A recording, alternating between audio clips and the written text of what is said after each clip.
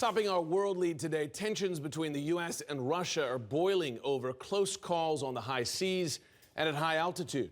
Just days after a Russian fighter jet buzzed the USS Donald Cook in the Black Sea, coming within 30 feet of the guided missile destroyer, a Russian jet flew within 50 feet of an American surveillance aircraft's wingtip high over the Baltic Sea.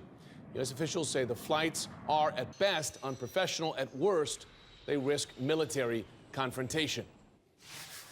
The two Russian fighter jets sped by the USS Donald Cook within yards of the destroyer's bridge, ignoring, the Pentagon says, repeated radio calls to the pilots in English and Russian.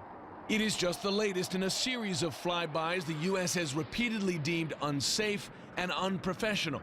But this one, the commander of U.S. naval forces in Europe told CNN, was unprecedented. The behavior that we saw from the pilots engaged in this operation was very different in its aggressiveness, lack of communication, and proximity to the ship. So close that Secretary of State John Kerry warned publicly that the Cook could have shot the Russian jet down. It is reckless, it is provocative, it is dangerous, it is unprofessional, and under the rules of engagement, that could have been a shoot down. The flybys follow months of increased tensions between the U.S. and Russia over the conflicts in Ukraine and Syria. And it is not the first. Coming starboard side.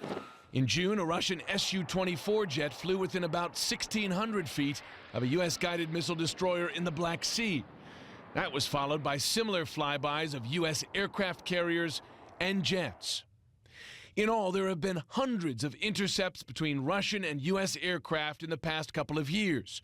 In the case of the Cook, U.S. Navy officials tell CNN, commanders on board quickly determined the Russian jets were not a threat. The ship's instruments indicating they were not armed and did not employ targeting radar to lock on or light up the ship. Those ships are very sophisticated.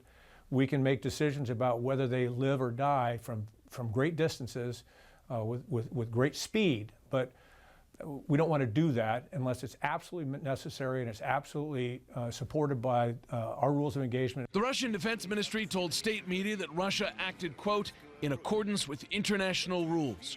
The Russian embassy in Washington taking a more lighthearted tack, tweeting to CNN and others, keep calm when Russian jets are around.